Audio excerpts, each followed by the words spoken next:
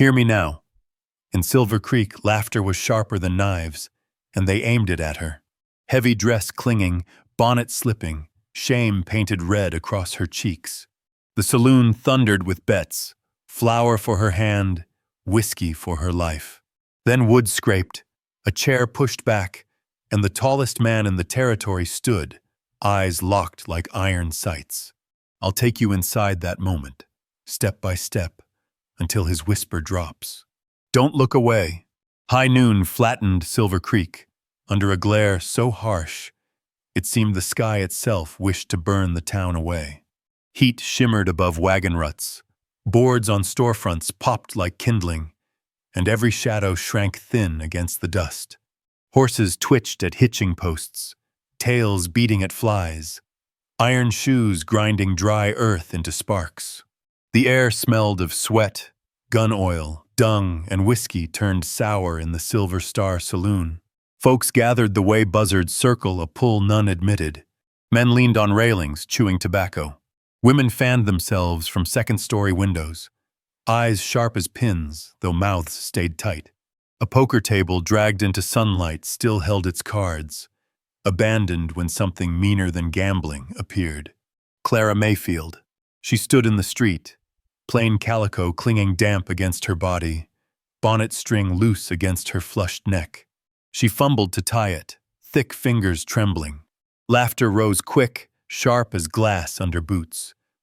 "Look at her," a ranch hand barked. "Calf's bigger than a keg of beer." Another spat dark juice. "That dress has got stronger stitching than my saddle. Wonder how long it holds." The roar rolled, cruel thunder. Even the piano man inside struck a mocking chord, 3 high notes squealing like pigs. Clara's cheeks burned crimson. She dropped her gaze to wagon ruts hard as clay. She'd wanted nothing more than cornmeal from Henley's store flour, too, if her father's coin stretched. But the town had written her into a farce, center stage without her consent. The batwing doors of the saloon slapped open. 2 cowhands staggered out, sweat soaking their shirts. One clutched a shot glass, the other a revolver. He held it loose, spinning the cylinder with a flick. "Well, hell," he drawled. "Is it auction day? Who's startin' the bid one plug of chew?" He raised the pistol, not aimed, not steady, yet the barrel shone cruel in the sun. Clara froze. The distance closed to nothing. Her knees locked. Breath stuck. She smelled gun oil drifting, and terror struck colder than shade. A drunk's finger could slip. Misfire could tear sky and flesh alike. The blacksmith's hammer fell silent. Children's marbles stilled mid-roll. Even the dogs hushed. And still no one moved. Reverend Cole, coat black and dusty, shifted his collar, eyes sliding away. His silence cut sharper than the jeers. Clara's bonnet slipped from her hair, landing in dirt. Laughter burst louder. "Dance, Clara!" One shouted. "Shake the earth!" Another cried. Her hands gripped skirt cloth, knuckles white. She prayed earth would split and bury her. At the far end of the street, near the livery, a shape stood fixed. A man leaning against a post, broad hat shading half his face, boots planted wide. His shoulders eclipsed the sun. Ezekiel Boone. Whispers carried his name. Some claimed he'd broken a neck barehanded in a canyon brawl. Others said he walked out of the Sierra with a rifle and 3 scalps. True or false, none denied his size too big, too silent, too dangerous. And his eyes locked on Clara. The drunk fired into the sky. Bang! Echo ricocheted between walls. Dust shook loose from ledges. Clara flinched hard. Her throat locked. Breath vanished. She swayed. The preacher turned his back, retreating into shade. Clara stood alone. Sun crushed down. Dust swirled, gritting her lashes. Tears welled, blurred the crowd, but she blinked them back. Pride forbade more shame. Yet her knees quivered, betraying her. Ezekiel Boone did not move. 1 heartbeat. 2.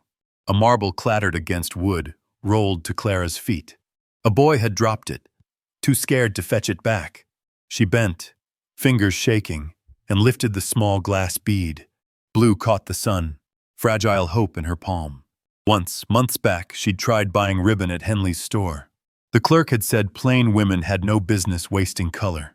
She'd left with empty hands, shame heavy as stone. That memory stabbed now, proof of how long cruelty chased her. The crowd pressed closer. The drunk swaggered forward, revolver dangling, whiskey breath thick. He leaned near. "What's it feel like, Clara?"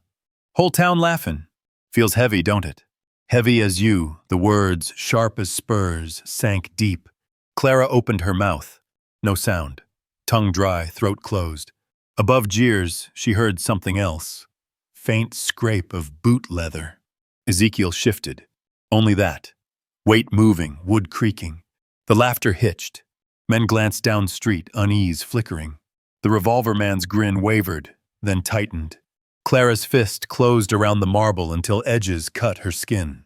A spark flickered, anger, shame, something nameless. But no sheriff stepped forward. No shopkeeper spoke. Women at windows shut curtains quick, hiding eyes. Reverend Cole disappeared into his chapel. No one. Only Ezekiel Boone's gaze unbroken. Clara's heart pounded, breath ragged. Around her the mob pressed, cruel faces too close. The drunk twirled his gun, laughter sharp as nails. The world shrank to two things, the marble digging her palm and the giant cowboy's steady stare. And in that blistering silence, Clara knew one truth. Though the whole town turned away, one man had not. His eyes held her, fixed, unreadable. That stare haunted Clara as she walked stiffly from the square, bonnet crushed in one fist, a child's marble still pressing her palm. The laughter behind her lingered, harsh as spurs scraping stone. Silver Creek gave her no shelter. A woman sweeping her porch turned her face away. The storekeeper stacking flour never glanced. The blacksmith raised his hammer again, pounding iron too loud. Silence weighed heavier than the jeers. Silence that told her she was beneath notice. The dirt road beyond the last boardwalk stretched lonely, grass bent brittle in dry wind. At the edge of the flats, her father's cabin sagged, boards warped, chimney coughing only when whiskey burned instead of wood. Clara's boots scuffed dust. Her breath came ragged. The marble grew warm in her pocket, fragile proof that something in town wasn't cruel. She gripped it as if glass could hold her up. Inside the cabin, heat and stench struck sweat, sour mash, wood rot.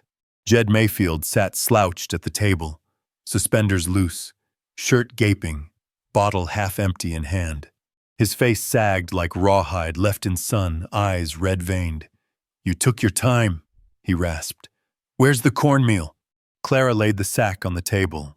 The coin he'd given had not stretched to flour. She braced. Jed pawed the sack open, let meal run through greasy fingers. "Not enough! Can't even fetch proper." Worth less than a mule, his words cut sharper than any laughter. Clara kept still. She'd learned tears made him strike harder. Jed swilled from the bottle, wiped his mouth. "Saw you in the street." Whole town saw. Dancing like a cow on two legs, Clara stiffened. Shame burned hot again. She turned toward the shelf where her mother's guitar leaned, strings dusty but whole. Her fingers brushed its neck. Jed's voice slashed.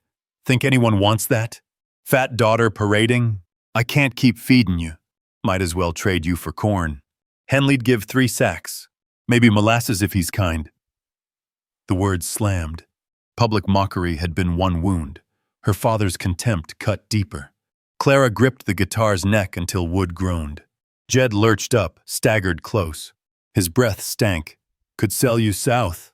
Cook for a rancher. Ugly don't matter if you work. Quiet's all a woman needs to be." Clara's chest tightened. Her mind flashed the marble's blue glint, the giant cowboy's eyes steady through dust. One man had not laughed. That thought kept her upright. Jed slammed his cup down. "Hear me? Eat less, work more, or I'll sell you before sundown." Her throat ached. She longed to scream, but nothing rose. She set the guitar back carefully, as if laying her mother's memory down gentle. That relic was all she had left.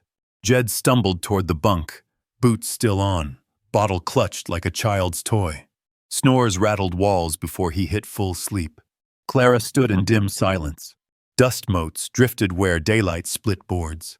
She pressed fingers to her pocket, feeling the marble's curve. Her stomach cramped. She lit a lamp, flame shivering small. On the table, the sack of cornmeal sagged, ringed by whiskey stains. She measured a handful into a pot, added water, stirred over coals. The mush steamed pale, sent thin as ash. She ate slow spoonfuls, each heavy as gravel. Hunger forced it down, not taste. Each scrape of metal on tin rang through the cabin. She set the spoon aside, leaned against the wall, eyes shut. Memory pressed in. She was 10 again. Her mother's fingers strummed the guitar, hymn notes floating above prairie wind. A voice soft as dusk carried her through storms, through hunger. Then fever stole that voice. Clara never sang after. Tears pricked, hot. She wiped fast, ashamed of weakness even here. Wind rattled the shutters. A coyote cried far off, thin and hungry. Jed's snores shook the rafters. Clara pressed her palm to the marble. It felt like a prayer in glass. She whispered to the still air, voice faint. Someday. The lamp guttered. Shadows crawled long across warped boards. The cabin held her small and heavy, yet the thought of his eyes kept her from sinking. Fixed, unreadable, but not cruel. She lifted the guitar. Fingers brushed strings. The chord rang brittle but alive. The sound startled her so long since she'd dared. She set it down fast, breath quick, but the echo lingered, proof her mother's gift had not died. She leaned at the shutter crack, peered out. Empty flats, sky streaked with late fire. Only wind moved tumbleweed, yet her skin prickled. She was not alone. On the ridge, faint against fading light, a figure stood. Tall, still, Ezekiel Boone. He had followed her home. Or perhaps he had never left the ridge. He watched, a shadow rooted in stone, silent, unmoving. Clara shivered. Fear and hope tangled in her chest. Did those eyes mean salvation or doom? On the ridge, Ezekiel Boone stood motionless, cut against twilight like carved granite. Hat brim shadowed his face, but she knew his gaze remained locked. A horse shifted behind him, stamping dust, but Ezekiel did not stir. Clara dropped the shutter, heart pounding. The cabin's silence pressed hard. Her father snored, bottle clutched to his chest. She moved softly, set the lamp lower, then sat with her knees pulled close. The marble in her pocket warmed her palm, yet her thoughts clung to that giant figure on the ridge. Morning found her heavy-eyed, stiff from the floorboards. Jed rose groaning, griping about his head. He barked for water, bread, anything quick. Clara fetched without word.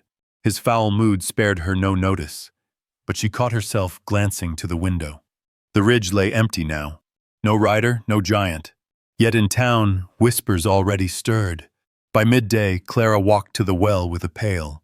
Women clustered there, skirts brushing dust, bonnets tight. Their chatter hushed as she neared, then broke again, louder, pointed.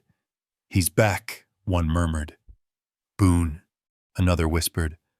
"Figured him long gone." "He ain't gone." Stood watchin' all night, they say. Like a wolf, Clara lowered her pail, rope creaking. She forced calm, but heat crept her neck.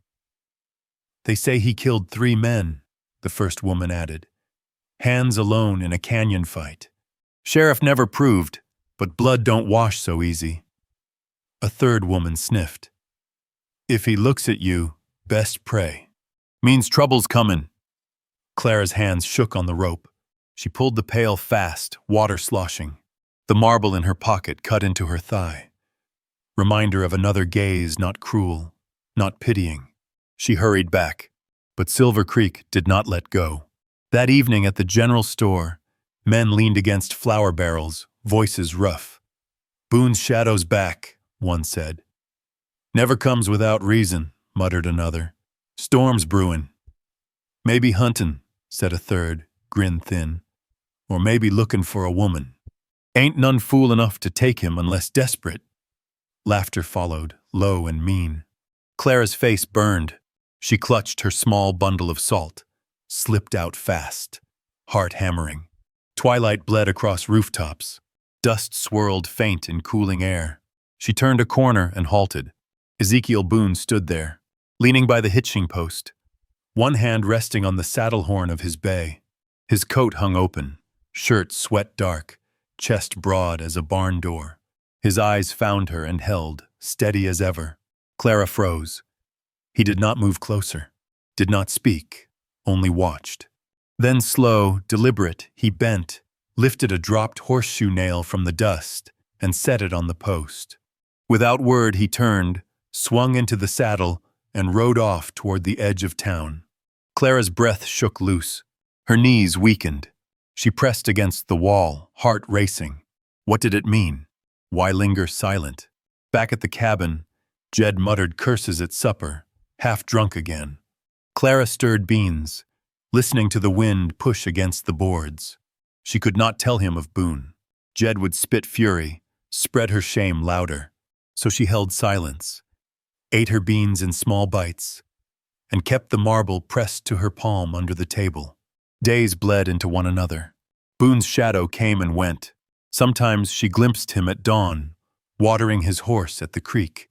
Once she saw him in the market, lifting a sack of grain for an old woman who could not manage. He said nothing, only tipped his hat and walked away. Yet tongues sharpened. At the saloon, poker chips clacked, mugs slammed. Men whispered of scars hidden beneath Boone's shirt, of battles fought far north, of nights he walked alone carrying nothing but a knife. "He don't speak," one muttered. "Don't need to," another answered. "His silence is a grave already dug." Clara heard it all, each word cutting sharper. And yet, she remembered him lifting that nail, gentle as if steel mattered. She remembered the way he watched, not like the others, never laughing. One afternoon, storm clouds stacked high, the market bustled. Clara lingered by this cloth stall, staring at faded bolts. She touched a strip of blue, soft under her fingers. She had no coin, only longing. A shadow fell. She looked up. Ezekiel Boone stood there. He reached without pause, set a silver coin on the counter, nodded once at the vendor. The cloth was cut, folded, and pressed into Clara's hands. Her throat closed. She tried to speak thanks, but words died. Boone only inclined his head, eyes unreadable. Then he walked away, leaving murmurs in his wake. Whispers grew sharper after. "Boone's claiming her. Fat girl and giant brute. Fittin' pair. Lord help her if he means what folks say." Clara clutched the cloth, cheeks burning. Yet beneath shame pulsed something else: confusion, fragile gratitude, fear tangled with hope. That night, thunder rolled over Silver Creek. Jed cursed at the roof's leaks, too drunk to fix. Clara sat near the lamp, cloth folded in her lap, guitar close at hand. She plucked one string, faint note trembling. The sound steadied her. Outside, rain lashed. Through shutter cracks, lightning lit the ridge. And there he was again. Ezekiel Boone, unmoving, rain hammering his hat brim. Watching. Clara's breath caught. Fear surged. Hope flared. Both tangled until she trembled. Was he protector or danger? The storm raged, and still he did not move. Ezekiel Boone had stood on the ridge through lightning and rain, his shape carved against night. But by morning he was gone. Silver Creek woke to puddles steaming under a harsh sun, roofs dripping, mud clinging to boots. Rumors of his vigil spread faster than the storm itself. Some said he was mad. Others whispered he was waiting for something or someone. Clara kept her head down as she crossed Main Street, but stares burned into her back. Whispers curled sharp as thorns. Fat girl's got herself a giant shadow. He'll claim her, you watch. Lord help the cabin that holds both. The words stuck harder than stones. She clutched her bucket, hurried past, and prayed the earth would swallow her whole. By dusk, the Silver Star Saloon blazed with lamplight. Rain had penned men inside for 2 days, and now they spilled their hunger and cruelty with whiskey. The place stank of sour beer, cigar smoke, and sweat. Lamps smoked black up the rafters. Dice clattered. Cards slapped. The piano in the corner wheezed a sour chord, ignored as players leaned close over stacks of coins. Clara had no wish to enter, but Jed, half drunk and broke, had shoved her out the door with orders to fetch whiskey on credit. The tin flask in her hand marked her errand, though she knew no man in the Silver Star would grant credit to Mayfield. She walked stiffly through the batwing doors, bonnet low, praying to be invisible.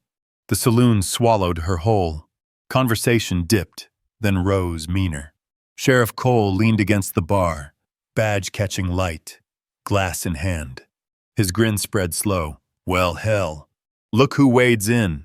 Silver Creek's prize heifer laughter erupted. Chairs scraped as men turned to see. Clara froze just inside the doors, heat flushing her face. She clutched the flask tighter. A card sharp slapped his deck down. Let's have sport. Who'll take her? Winner gets brag rights. Another tossed a coin onto the table. I'll put down a nickel, says she's never kissed a man. Nickel's too high, someone snorted. Worth no more than a chew plug. The saloon roared. Coins clinked, bets called, voices rising until the air seemed thick with barter. Clara's stomach churned. Every laugh felt like a hand pushing her toward the block. Sheriff Cole lifted his glass. Ain't law against auctioning what no man claims. Might even be doing her daddy a favor, the crowd howled. Men shouted prices like cattle bids. 1 jug of rotgut. 2 sacks of flour. Half a horse if she can plow. Clara's ears rang. She wanted to run, but boots blocked her path. A cowboy with a knife strapped low leaned close, breath sour. How about it, darlin'? I'll trade a mule and a saddle blanket. His hand reached for her sleeve.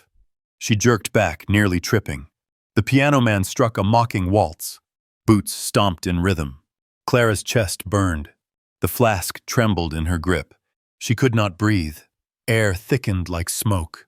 Images stabbed her mind, her father's sneer, his threat to trade her for corn, now echoed by the sheriff's cruel grin. The town's contempt made flesh around her, hands, coins, jeers pressing close. Let's make it official, Sheriff called. Start the auction proper. Bidding begins at 1 sack meal. Laughter rolled, cruel thunder. Clara's vision blurred. Her knees buckled, but she caught herself on a chair back, wood slick under her palm. The room quieted half a beat as a new voice rose. Low, steady, I'll buy her. Every head turned. At the far table, a rancher stood, gray beard glinting, shoulders wide under a weathered coat. He set his mug down slow, wiped foam from his lip, and repeated, I'll buy her. Cook's gone. Need hands. Don't care if they're soft. Rifle and 3 sacks flour. The saloon stilled, then roared louder. Some slapped tables in glee. Others cursed they'd lost their wager. Sheriff's grin widened, sharp as a blade. There you have it, gents, he crowed. Silver Creek's heifer found herself a buyer. Clara's heart pounded. Blood rushed in her ears. Her throat closed, breath shallow. She clutched the flask like a lifeline. The rancher took a step forward, voice carrying, She'll work or starve. Either way, she's mine. The room cheered, a circus of smoke and cruelty. Clara swayed, bile rising. Her vision narrowed until only the door showed, a rectangle of night and stars. Freedom lay beyond, yet her feet rooted in place, nailed by shame. And then a sound cut the din. Not a shout, not a coin. A chair scraping. Slow, heavy, steady. The saloon hushed, breath caught. Heads turned. Someone was standing. The scrape of wood against warped plank seemed louder than the piano's keys, louder than coins clinking on the table. It rolled through the saloon like thunder-warning storm. Men froze with mugs half raised, dice stilled in calloused hands. Smoke from cheap cigars curled in suspended air. Ezekiel Boone rose from his chair. For a moment, no one breathed. The giant cowboy's shadow stretched long across the floor, swallowing the lamplight. His hat brim cut his face in half, eyes hidden, jaw set stone hard.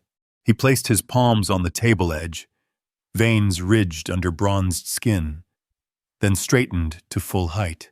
His shoulders seemed to lift the rafters. The rancher who had bid for Clara faltered mid-step, throat bobbing.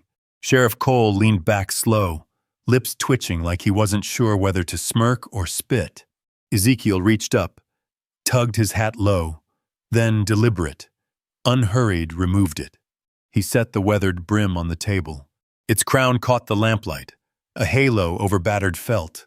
Beside it gleamed the silver spurs strapped to his boots, dulled with dust but bright at their edges. The saloon's breath hitched. That hat laid down was no idle gesture. In the frontier, it was the mark of a man claiming space, staking ground. Clara clutched her father's flask, breath sharp in her chest. Her eyes locked on Ezekiel's hands. Scarred, massive, yet steady as river stones. He had not drawn a gun, had not raised a fist, only set his hat aside. And still the room leaned back as if the air itself warned of weight carried in silence. Sheriff Cole cleared his throat, voice dripping with mock. "Well now, if it ain't Boone. Thought you preferred the ridge to the hearth. You lookin' to bid too?" No answer. Ezekiel's gaze lifted at last, dark eyes cutting through smoke. He fixed them not on Sheriff, nor on the laughing rancher, but on Clara. The world shrank until only that gaze held. She felt her knees weaken. Her shame cracked under it, replaced by a pulse she couldn't name. A drunk near the bar snorted, tried to fill the silence. "She ain't worth a horse blanket, Boone. Don't waste your—" Ezekiel moved. Not fast, not loud. He stepped forward, boots thudding heavy, each strike echoing like a drum. The crowd parted instinctively. Chairs scraped back. Men muttered. The drunk swallowed his words, eyes darting down. Ezekiel stopped before Clara. Smoke curled between them. The jeers had died, replaced by a charged hush. He did not touch her, did not speak. Instead, he bent low, his massive frame folding until his face neared hers. His breath carried dust and whiskey faint from the room, but his eyes held only steel. The saloon leaned in, straining to hear. Clara's lips parted, no sound rising. Her hand trembled around the flask. Ezekiel whispered. Too soft for most, yet sharp enough for her alone. Not yet the word that would change her life. Another first. A warning, a promise. Stand. Clara blinked, breath caught. For a moment she thought her legs might buckle, but his eyes pinned her upright. The word was command, but also shield. The sheriff's grin soured. He straightened, hand near his holster. Careful, Boone. Ain't law in letting cattle wander. Girl's her daddy's burden, not yours. Ezekiel didn't shift, didn't blink. His silence pressed heavier than shouted threats. The rancher spoke, trying to laugh. You want her, Boone? You pay proper. Rifle, 3 sacks flour. Ezekiel turned. One look, the rancher's voice died. Sweat traced his temple. He backed a step, chair legs squealing. The saloon felt smaller now, air thick with smoke and fear. Every man weighed his drink, his breath, his next word. The piano man froze mid-key, notes dangling. Clara's chest heaved. She wanted to run, but her boots clung to the floor. Boone's presence wrapped her, not gentle, but immovable. For the first time, she did not feel like prey. Sheriff broke the silence again, louder this time. Ain't no rule stoppin' bids. You playin' white knight, Boone? Town don't need savin', and she sure as hell ain't worth your trouble. Ezekiel's head tilted, just enough to show the line of his scar down one cheek. His jaw tightened. Still, he said nothing. Instead, he placed one hand flat on the saloon's table, knuckles scarred, fingers wide as hammerheads. The wood creaked under weight. Then with a slow push, he slid Sheriff's glass aside. Clear claim, his space, his stand. The sheriff's smirk faltered. For once, his tongue stilled.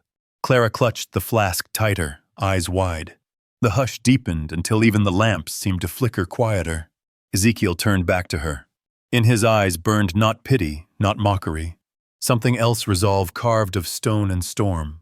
He leaned closer, breath rough against the smoke. The crowd bent forward, desperate to catch words that did not come, because Ezekiel Boone did not speak again. Not yet. Only the scrape of his spurs filled the silence as he shifted, stepping between Clara and the crowd, his frame blotting out half the lamplight. The saloon exhaled as one, uneasy, waiting. Then, from the back corner, a pistol cocked. The sound cracked through the saloon's hush, sharper than thunder. Smoke parted, faces turned. A cowhand with a crooked jaw and one blind eye stood, revolver lifted, barrel gleaming. His grin cut jagged. "Town don't need a giant savior," he spat. "Move aside, Boone. Let the auction finish proper." Every man stiffened. Chairs scraped back. Sheriff Cole's lips curved thin. He made no move to stop the gunman. Ezekiel Boone didn't flinch. He stood between Clara and the pistol, broad back eclipsing her. His shadow folded her in, vast, immovable. Clara's breath hitched. She clutched the flask to her chest, heart hammering. The barrel pointed past Ezekiel, aimed straight at her face. The piano man struck a wrong chord. Someone cursed low. Boots shuffled as men edged away, not toward. Ezekiel raised one hand, slow as dawn, palm open, steady as canyon rock. He stepped forward once. The floor groaned under his weight. His eyes locked on the gunman, silent, unblinking. "Don't," he said. One word. Gravel thick, quiet. But it carried. The gunman sneered. "Or what?" His finger tightened. Sheriff Cole's smirk widened. "Careful, Boone. No law against a man defendin' his stake." The room's breath held. Clara's throat closed. She tasted iron, dust, smoke. The trigger twitched. Ezekiel moved. Not wild, not rushed. A single stride, boot-crashing plank, his hand shot forward. Like iron sprung from stone, he gripped the revolver's barrel and shoved it skyward. Bang! The shot cracked into rafters. Glass rained. Smoke burst overhead. Men ducked, shouting. Ezekiel wrenched the pistol from the man's grip and flung it across the room. It clattered against the bar, spinning, dead. The cowhand staggered back, clutching his wrist. Boone's fist never lifted. He only stood there, chest rising slow, eyes black with storm. The saloon froze. Even Sheriff Cole's smirk faltered, though his hand twitched near his holster. Ezekiel turned. Clara's breath caught. He loomed close, so close she could see the scar along his jaw, the fine dust clinging to his collar. Smoke curled between them. His eyes dropped, not to her shame but to her face itself. And he bent, low enough that no one else could hear. "Perfect." The words slid into her ears like water on stone. Not mocking, not pity. Solid, certain. Clara blinked. Her knees nearly gave. The flask slipped from her grip, clattering to the floor. Around them, murmurs stirred. Men glanced at one another, uncertain. Some laughed nervously, unsure if Boone had mocked or claimed. But he did not move to explain. He reached instead for Clara's arm, gentle in contrast to his bulk. His hand wrapped her elbow firm, steadying her as though she were fragile glass, not the butt of a cruel game. Gasps rippled. The sheriff spat his whiskey, eyes narrow. "Boone, you think you can just walk out with her? Ain't how this town works." Ezekiel met his gaze across the smoke. Silence weighed heavier than iron. Sheriff's fingers twitched on his holster. The crowd held breath. For a heartbeat, it seemed the air itself would ignite. But Ezekiel did not draw, did not threaten. He only shifted Clara behind him, then stepped toward the door. Boots thudded slow. Each strike hammered hush deeper. The crowd shrank from his path, parting like brush before storm. No one lifted a hand. No one dared. Clara stumbled once, legs weak, but his grip steadied her. She could not breathe right. Tears pricked hot. Shame and something else tangled in her chest. They passed the sheriff. His lips curled, but his boots stayed nailed. For all his badge, his law ended where Boone's shadow fell. The batwing doors creaked. Cold night spilled in, smelling of rain and dust. Ezekiel stepped through, Clara with him. The saloon's din did not follow. Only silence trailed. Outside, the street lay empty, wet boards glistening under lanterns.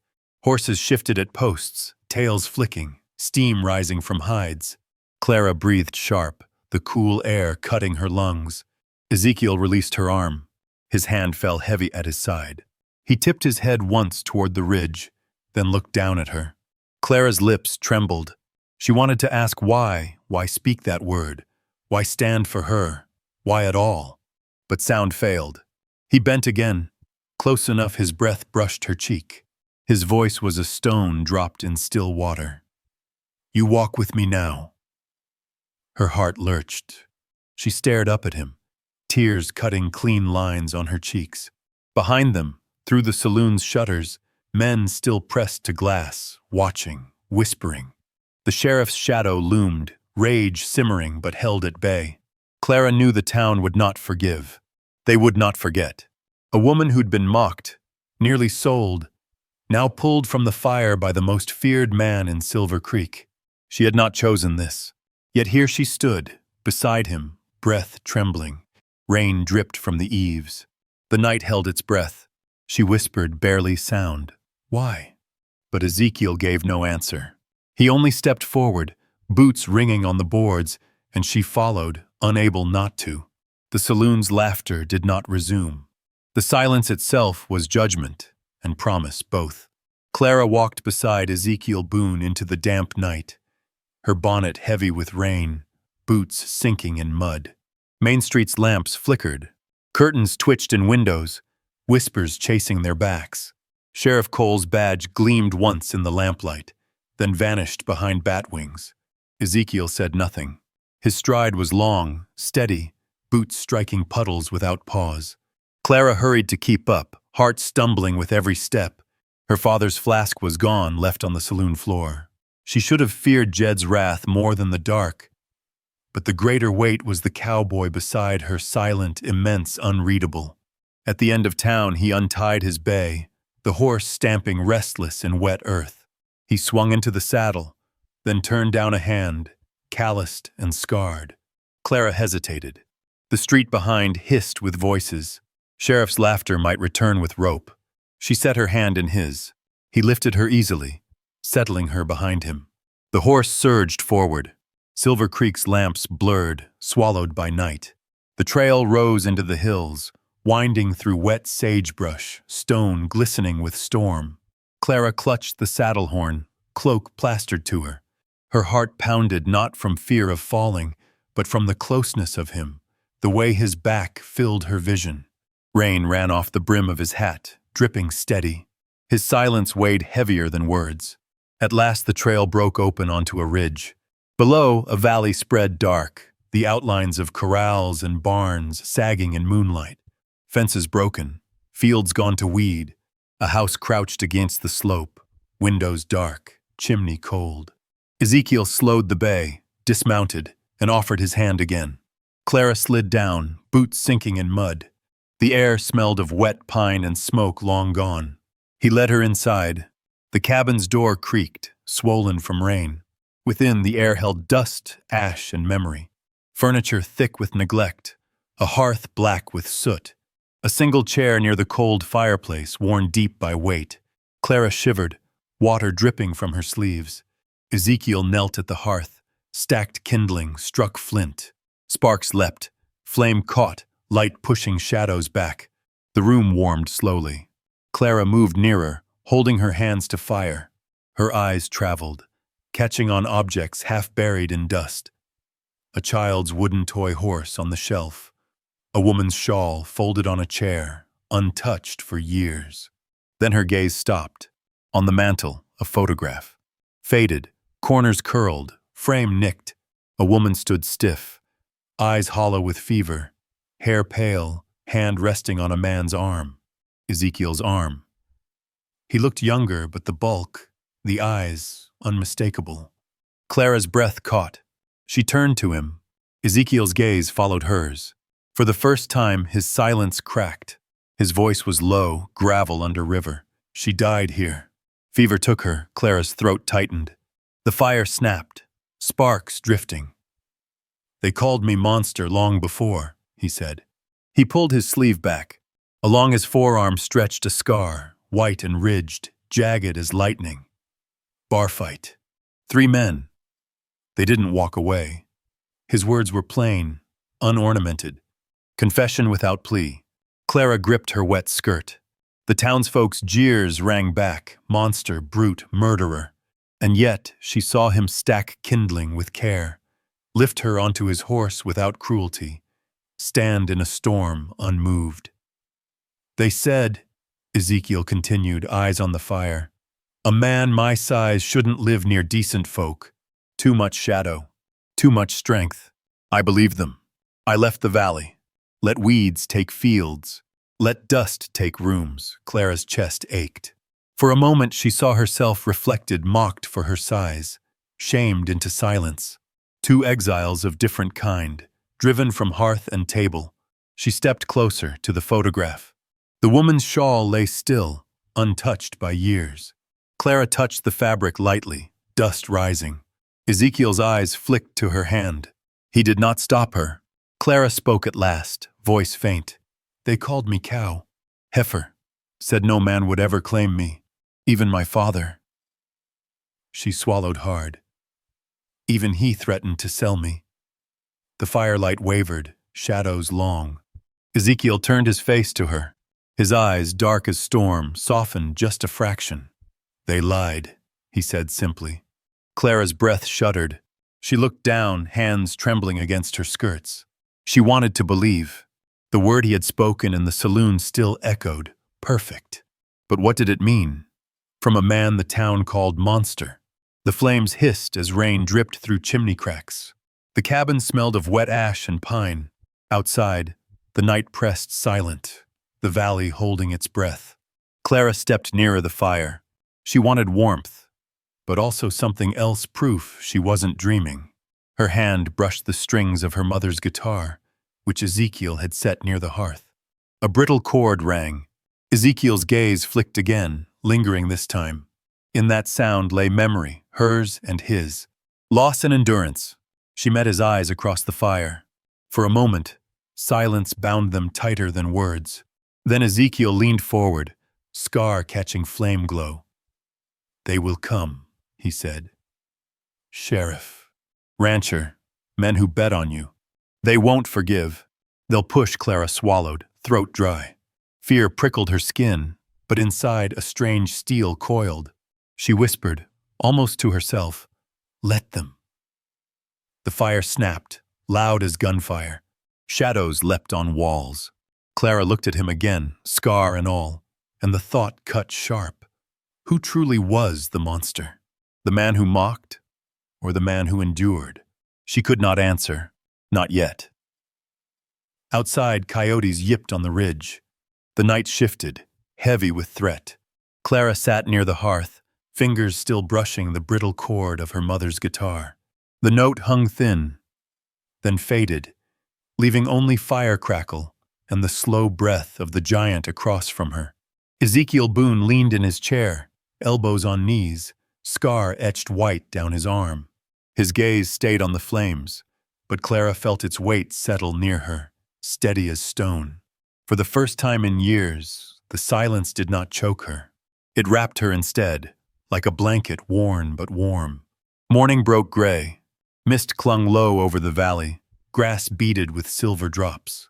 Clara woke on a pallet Ezekiel had laid near the hearth. A quilt, frayed but clean, had covered her through the night.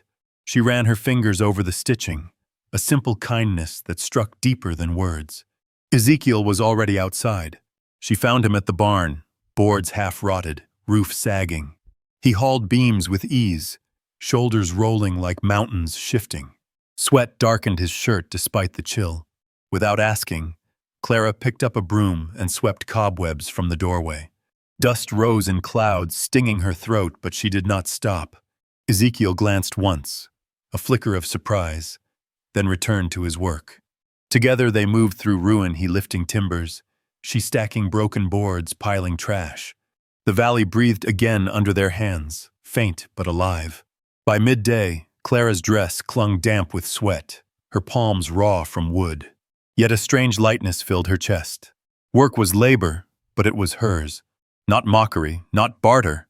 For the first time she chose. Inside the cabin she set a pot over flame. Water hissed, beans simmered, the smell rich despite its plainness. Ezekiel stepped in, wiping sweat with his sleeve. He paused at the door, watching her stir. Clara's cheeks warmed. She busied herself, dropping salt by pinches. When she set the tin bowls on the table, her hands trembled. Ezekiel sat slow, his frame dwarfing the chair. He ate quiet, spoon steady. Clara tasted the beans herself, and for once they did not turn to ash in her mouth. After, she gathered courage. "Your horse," she said softly, eyes on her bowl. "I've never—" Her words tangled. She swallowed.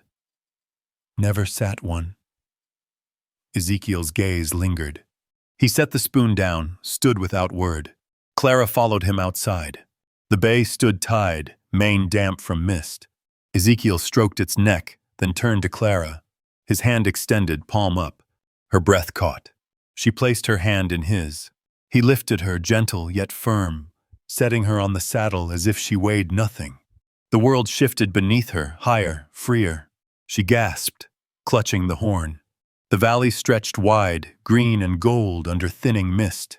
Wind touched her face, cool and clean. Ezekiel stepped back, eyes watching, unreadable. Clara laughed. The sound startled her, bright, sudden, unplanned. She pressed a hand to her mouth, but it spilled again, lighter than years of shame. Ezekiel's jaw twitched. Not a smile, but something near. For a moment, Clara felt the weight of Silver Creek fall away. No jeers, no father's sneer.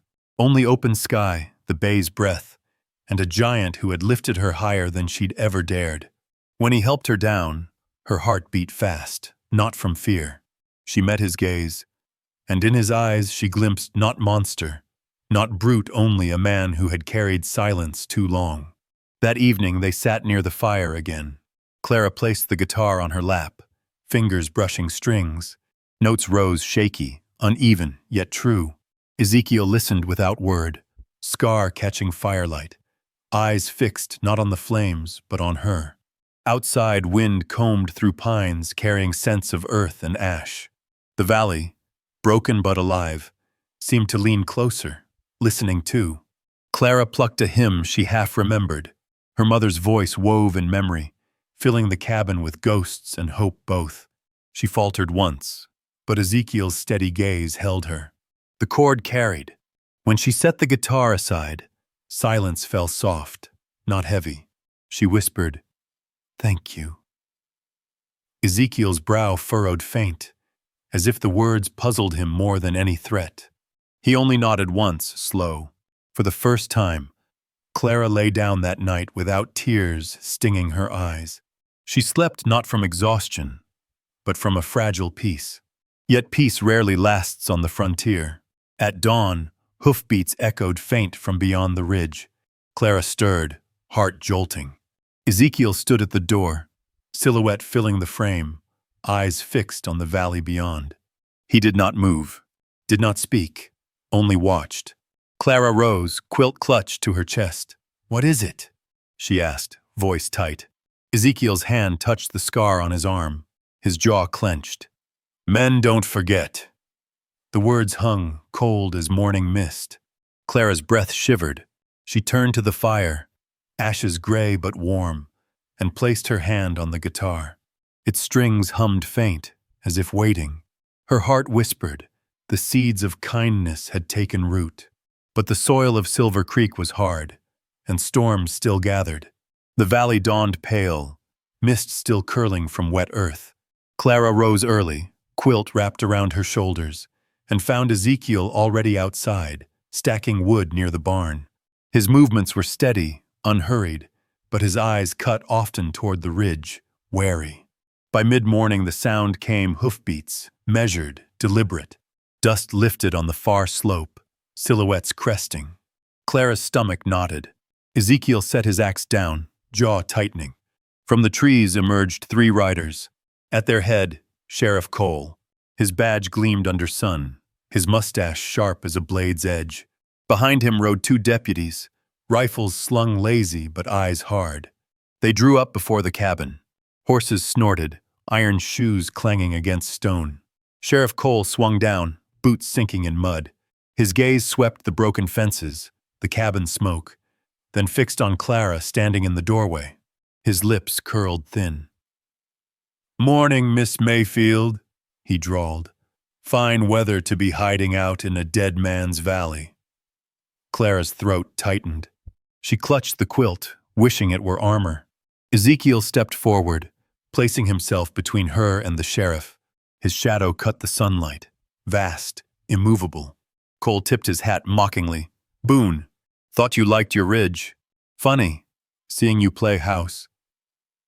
Ezekiel said nothing. His silence pressed like a wall. The sheriff's grin widened. "Town's buzzing. Saloon folk claim you stole property. Girl belonged to her daddy. And you plucked her right off the auction floor." Clara flinched. Heat rose to her cheeks. "I am not," she began, but words stuck. Cole's eyes narrowed, sharp as knives. "Not property?" "Maybe, but law says otherwise. Your father didn't sign you away.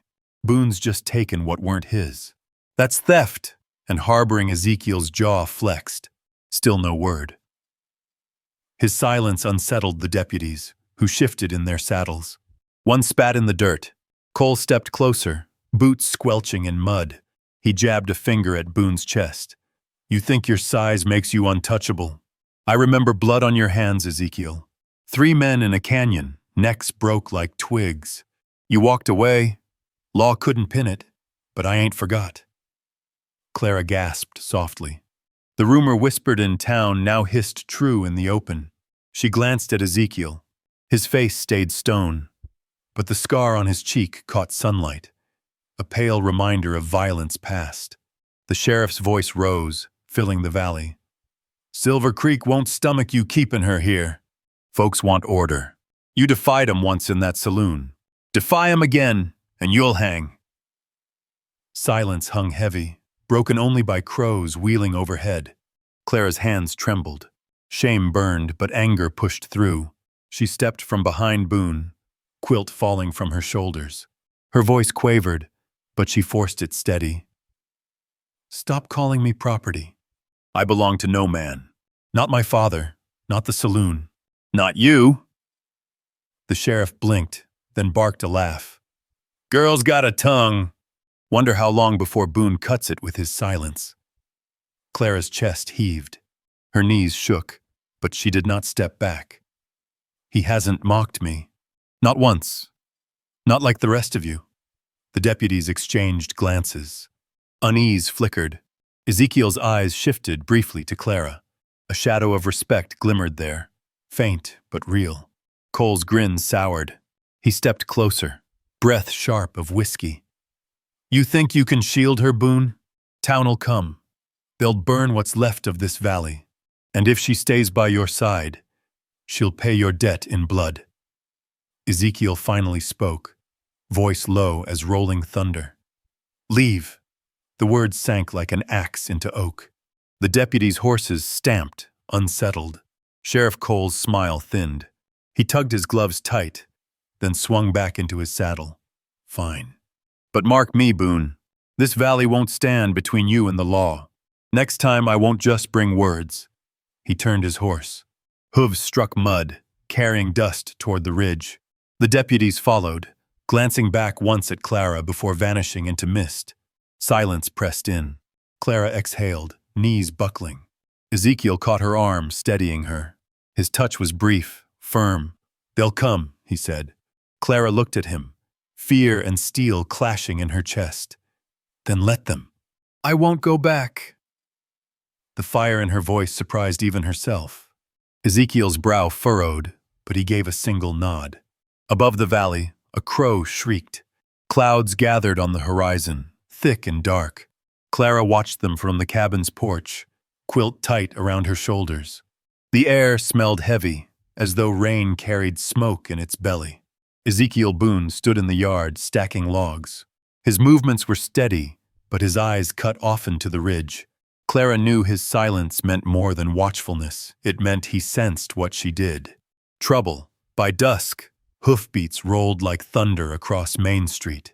Clara had gone into town to fetch salt. Ezekiel stayed behind, but his presence clung to her still, a shadow at her back. The sky had darkened when she reached Silver Creek. Lamps flickered in windows, saloon laughter echoed, but something else hung in the air. A murmur, a shifting. People gathering not for dice or whiskey, but for something darker. She followed the pull to the square. At its center stood the church. Whitewashed boards, steeple pointing skyward, the place where Clara once knelt as a child beside her mother. Hymns had risen there, softer than prairie wind. Now a crowd ringed it, faces lit by torches. Sheriff Cole stood at the front, badge glinting. His voice carried, oily and sharp. This town don't suffer disorder. Don't suffer thieves, don't suffer strays. Let this building speak for us all. A torch flew. Flame kissed dry boards. In a breath, the church walls leapt orange. Heat blasted back, smoke coiling upward. Clara gasped, hand clamped to her mouth. The crowd roared approval. Men cheered. Women clutched children close, their silence worse than shouts. Some crossed themselves, not in prayer, but in spectacle. Clara stumbled forward. "No, stop!" No one heeded. Flames climbed higher, devouring white paint, licking windows, swallowing hymnals stacked on pews. The bell above moaned once, then cracked. Memories stabbed her. Her mother's hands folded in prayer, her own small voice singing, the comfort of wood and song, all of it burning. And then she saw it, the guitar. Her mother's guitar, which she had left with the preacher for safekeeping, leaning against the altar rail, its shape blackened in the growing inferno. "Please," Clara choked, but her voice drowned in flame. Hoofbeats slammed the square. Ezekiel Boone burst from the dark, bay lathered with sweat. He dismounted before the horse stopped moving, boots hammering earth. Without word, he plunged into fire. Shouts rose, some warning, some jeering. The sheriff's lips curled, but he did not stop him. He only watched, arms folded, as the giant disappeared into smoke. The heat seared. Sparks rained. Clara covered her face, tears streaming from smoke's bite. Inside, timbers groaned, rafters cracking. Then Ezekiel emerged, coat singed, hair blackened at the edges, arms cradling something tight. He staggered once, then straightened, eyes blazing. In his hands lay not the guitar, it had already split, strings shrieking as they snapped in flame. What he carried was a half-burnt Bible, cover charred, pages curling, but words still legible in places. He thrust it into Clara's arms. "Keep it." Her fingers closed around the smoking leather. Heat bit her palms, but she held fast. Ash smeared her dress. Behind them, the steeple collapsed with a roar. Sparks flew, crowds scattering back as fire belched skyward. The bell struck ground, shattering stone. Clara shook, clutching the ruined Bible. Around her, faces glowed cruel in firelight. No pity, no shame, only satisfaction. Sheriff Cole stepped forward, torchlight painting his grin. "Take the lesson, Miss Mayfield. Silver Creek don't want you, don't need you. You bring ruin on what you touch." Clara's knees quivered. She pressed the Bible to her chest, heart breaking with every flame crack. But her eyes lifted, locking on Ezekiel's. His face was smeared with soot, scar raw against ash. And still he stood between her and the crowd. The sheriff's voice rose above the crackling blaze. "Run with him if you like. But know this, you'll never belong. Not here. Not anywhere decent." Ezekiel said nothing. He only placed one broad hand on Clara's shoulder, steady as stone. His silence was answer enough. The church's roof caved, sparks erupting like 1,000 fireflies. Smoke blotted stars. Clara clutched the charred Bible tighter, breath ragged.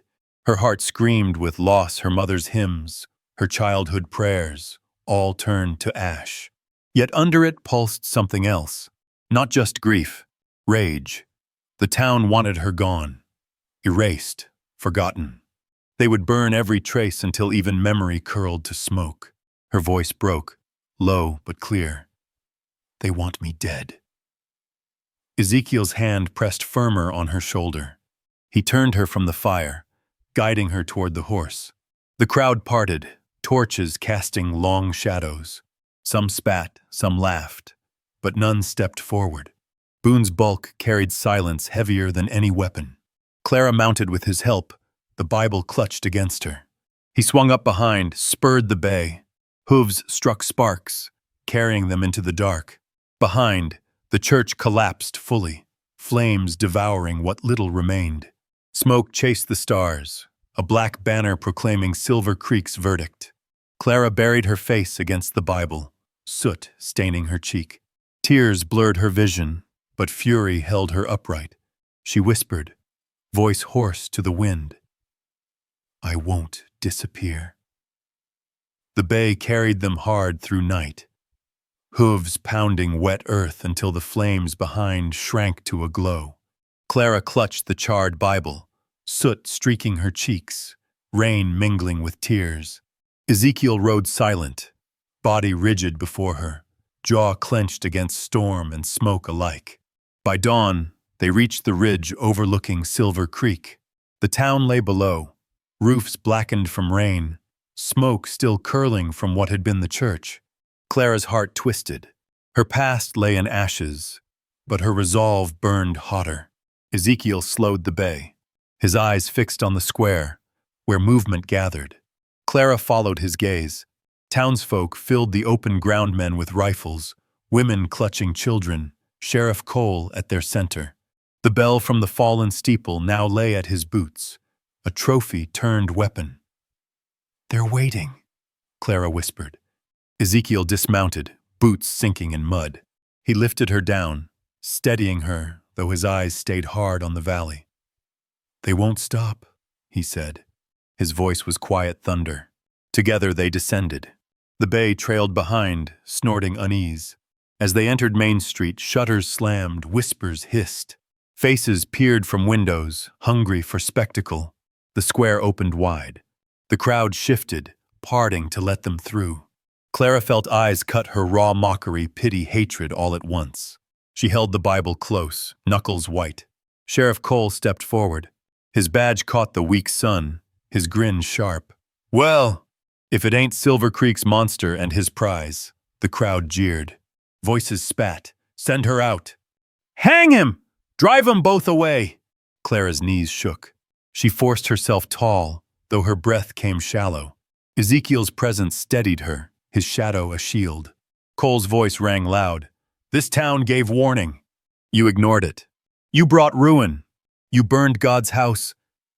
"It was you," Clara burst out, voice trembling. "You lit the fire.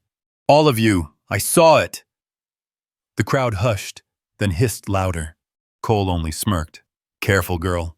Words burned faster than timber. Ezekiel stepped forward. His boots struck the square like drums. The crowd shifted back, unease flickering. He carried no rifle, no pistol drawn, only the weight of his silence. Cole spread his arms, mock broad. "What now, Boone? You'll break every man here? Kill 3 more, 5 more? You can't fight a town." The crowd roared agreement. Rifles lifted. Clara's heart hammered.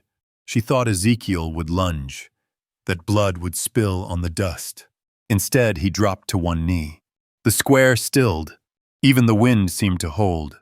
Ezekiel Boone, feared as a brute, bent his head before the crowd. His voice carried low but clear. "She is my wife." Gasps rippled. Murmurs surged. Clara's breath caught. Ezekiel's hand reached back, palm open. Clara's own hand trembled, then slid into his. His grip closed firm, steady. He rose, towering once more, but now with her at his side. The crowd reeled. Some spat curses. Others whispered, shocked. The sheriff's grin faltered, badge trembling with his breath. "You think words make it true?" Cole barked. Ezekiel's eyes cut to him, black as storm. "Truth is what stands." Clara's chest heaved. Shame that once chained her cracked, fell away. She stood in the square, soot-streaked, Bible pressed to her, hand in Ezekiel's. For the first time she did not hide. The silence deepened, thicker than gunpowder smoke. Men glanced at rifles, unsure. Women pulled children closer. No one stepped first. Sheriff Cole's lips curled, but no words came. The weight of Ezekiel's stand pressed heavier than steel. The bell at his boots lay mute, a relic of fire and ruin.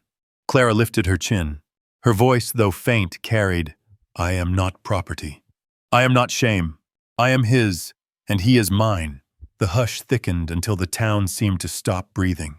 Sheriff Cole's hand hovered near his holster, badge trembling on his chest. Men gripped rifles but did not raise them. Women clutched children tighter, eyes darting between the giant and the girl he had claimed. Even the horses tied at the posts stamped uneasy, ears flicking as though the weight of silence pressed them too. Ezekiel Boone stood tall, Clara's hand in his. His words still rang in the air, "Wife. Not barter, not cattle. Wife." Cole swallowed, grin twisting sour.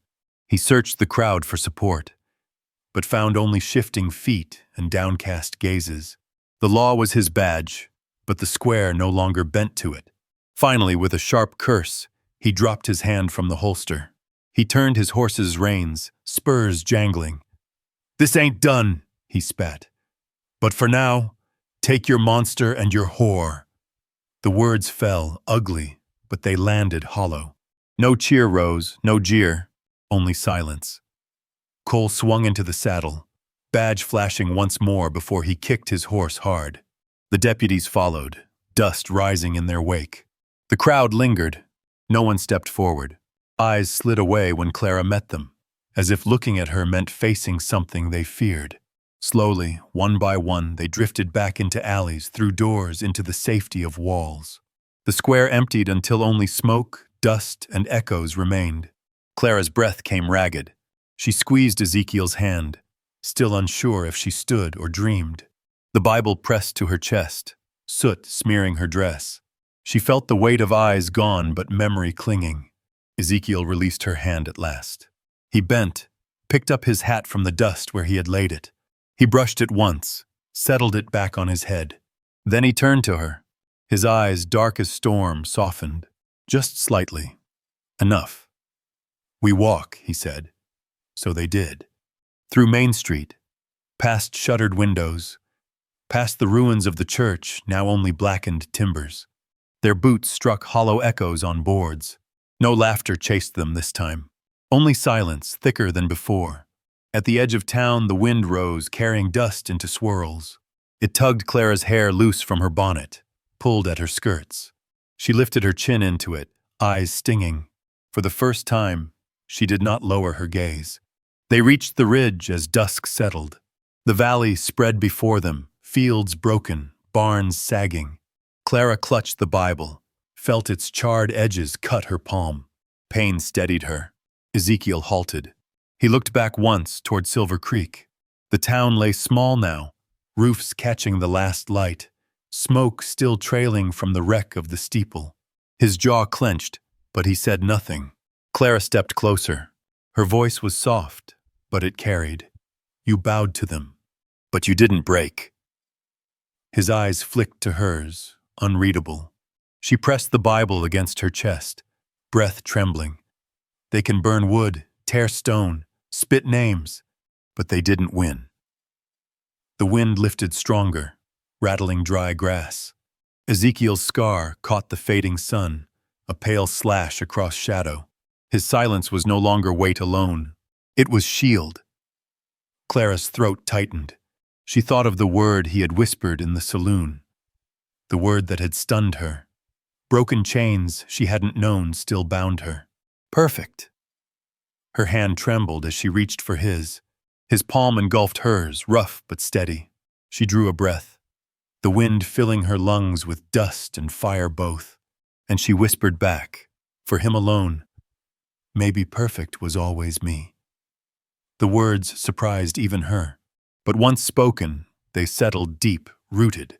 Ezekiel's gaze held hers. For a moment, the storm in his eyes eased. His hand tightened around hers. The valley stretched wide, open, harsh, unyielding. Behind them, the town shrank in distance. Ahead lay fields to reclaim, fences to mend, a home to build from ruin. The wind howled once, then softened, carrying her whisper into the dark. And in that silence, they knew. The fight was not with guns or flames, but with memory itself. And together, they had already won. Clara and Ezekiel had endured the cruelty of a town, the betrayal of kin, the weight of shame, and the fire meant to erase them. From the saloon's jeers to the ashes of the church, they stood unbroken, proving that dignity can rise from dust and kindness can outlive hatred. One night, Clara sat alone with the charred Bible in her lap. A child passing by the ridge paused, saw her strumming a single note on her mother's ruined guitar, and whispered to his friend, "She's smiling." In that moment, the world shifted, not because the town had changed, but because she had. The question lingers. When society turns cruel and unjust, is it braver to fight with fists, or to stand in quiet defiance, carrying scars without shame? Tell us in the comments what you believe. If this story moved you, leave a comment to share your thoughts. Subscribe to stay with us for the next journey, and share this tale so others can feel its weight. For in every harsh land, in every cold silence, there is a chance to sow kindness, to stand tall, and to remember that sometimes survival itself is the loudest victory.